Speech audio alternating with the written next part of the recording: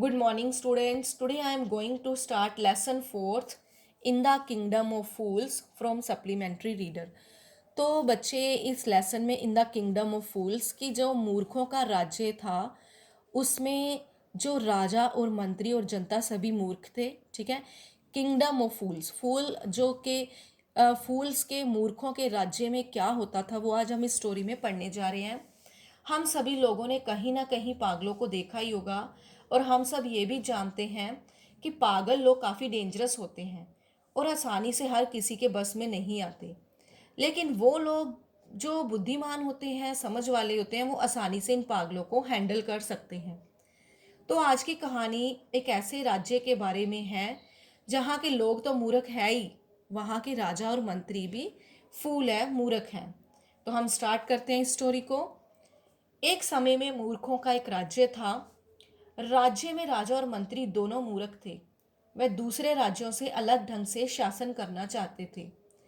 उन्होंने आदेश दिया कि रात को सभी लोगों को जागते रहना है और काम करना है। जैसे ही सूरज निकलेगा सभी को सो जाना है।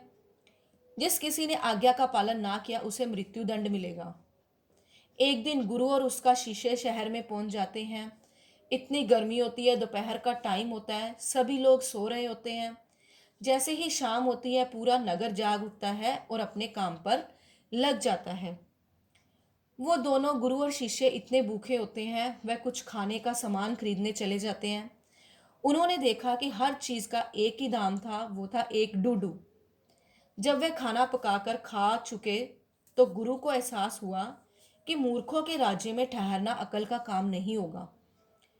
पर जो शिष्य था वह स्थान नहीं छोड़ना चाहता था, क्योंकि वहाँ हर चीज सस्ती थी। इसीलिए गुरु वहां से चला गया और शिष्य वहीं ठहर गया। वह हर दिन भर पेट खाने लगा और मोटा हो गया। शिष्य एक दिन एक चोर दीवार में सेंध लगाकर एक रिच व्यापारी जो कि मर्चेंट था उसके घर के अंदर घुस गया। जैसे ही वह अपनी लूट का सामान लेकर बाहर जा रहा था मकान की दीवार उसके सिर पर गिर गई और उसी समय वह मर गया। चोर का भाई दौड़ता हुआ राजा के पास गया और उसने शिकायत की कि एक मजबूत दीवार नहीं बनाने के अपराध में व्यापारी को दंड मिलना चाहिए।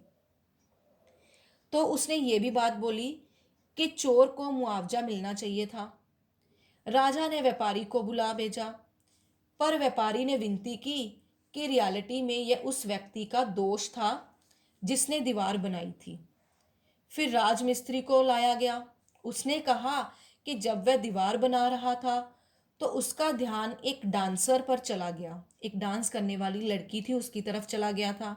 वह पूरा दिन अपनी पायल बजाती हुई उस सड़क पर आती जाती रही थी। उस डांसर को दरबार में लाया गया।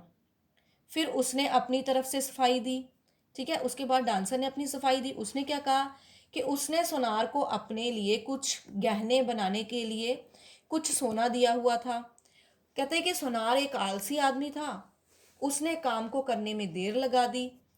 उसने दर्जनों बार उससे अपने घर के चक्कर लगवाए। कहते हैं कि बहुत सारे, क्या थी वो लड़की बोलती है कि उसने चक्कर लगवा लिए सोनार ने। तो उसको जब सोनार को राजा के सामने फिर बुलाया जाता है, जब वो उसके सामने आता है तो उसने कहा कि उसे पहले एक धनी व्यापारी का, जो एक रिच मर्चेंट था, उसका काम करना था। उस व्यापारी के घर में क्या थी, मैरिज थी किसी की, और वह वेट करने को रेडी नहीं था, जो रिच मर्चेंट था। उसी कारण से उसने डांसर से इतनी बार अपने घर के चक्कर लगवाए। राजा ने उससे उस धनी व्यापारी का नाम पूछा। वह जो रिच मर्चेंट कोई और नहीं, वही था जिसकी दीवार गिर गई थी। पर जो व्यापारी चिल्लाया कि उसने नहीं, बल्कि उसके जो फादर थे जिसकी अब डेथ हो चुकी थी, उसने जो गहने बनाने का काम सोनार को दिया था। वो क्या बात बोलता है कि उसके फादर ने यह ऑर्डर दिया था उसको। राजा ने कहा कि अपने फादर की जगह पर उसे दंड मिलना सही था। अब उसके फादर जो है उसको, मतलब राजा उसे बोल देता है कि अब उसके फादर की तो डेथ हो चुकी है, अब ये जो पनिशमेंट है वो उसके बेटे को ही मिलेगी। तो वहां पर सजा देने के लिए एक सूली बनाकर जो दंड देने के लिए सूली बनाकर तैयार करने का आदेश दे दिया गया। मंत्री को यह विचार आया कि सूली पर सही ढंग से बात डालने के लिए वेट करने के लिए क्या है, जो धनी व्यापारी बहुत ज़्यादा पतला था।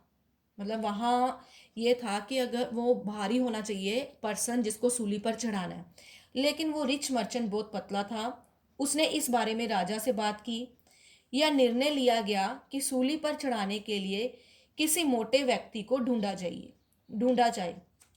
नौकरों की नज़र उस शिष्य पर पड़ गई जो महीनों से केले, चावल, गेहूं और घी खा खा कर मोटा हो गया था। उसे राजा के पास ले जाया गया। शिष्य ने विनती की कि वह तो बिल्कुल निर्दोष है, लेकिन उसकी कोई भी बात सुनी ना गई। जिस दौरान वह अपनी डेथ की वेट कर रहा था, उसने अपने गुरु को याद किया। गुरु ने अपनी जादुई शक्ति से सब कुछ देख लिया।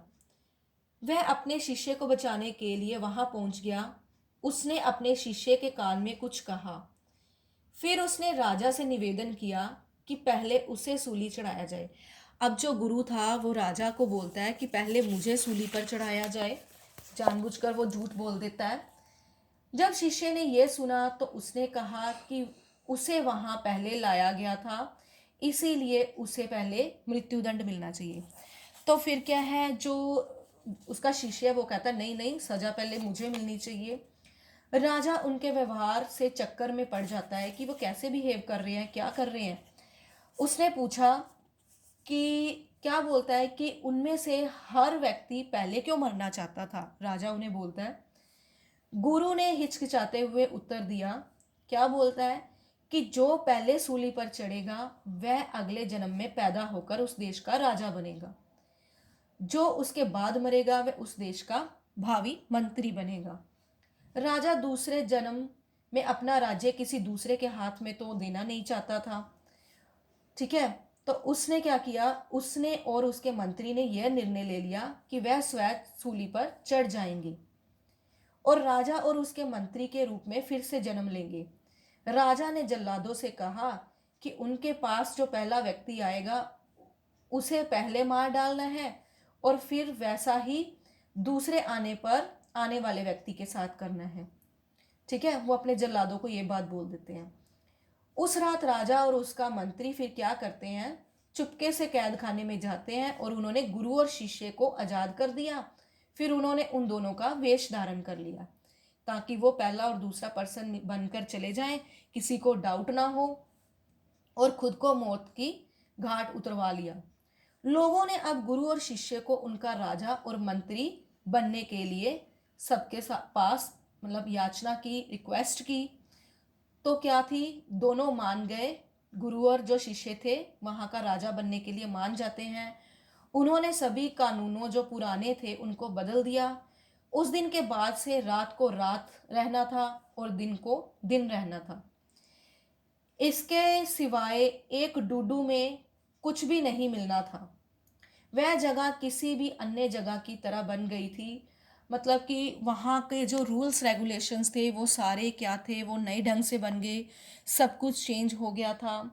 यानी कि वो जो मूर्खों वाला किंगडम था, वो एक गुरु और शिष्य ने जब उस राज्य को चलाया तो वहाँ सब जो रूल्स रेगुलेशन थे वो सब चेंज हो गए थे और वहाँ का जो राज्य था वो बहुत अच्छा बन गया था और वहाँ जो राजा था वो बहुत अच्छे ढंग से शासन भी करने लग गया था। सो स्टूडेंट्स, आज आपको ये स्टोरी जो मैंने करवाई है, मैं होप करती हूँ कि आपको ये स्टोरी समझ आई है। Thank you students.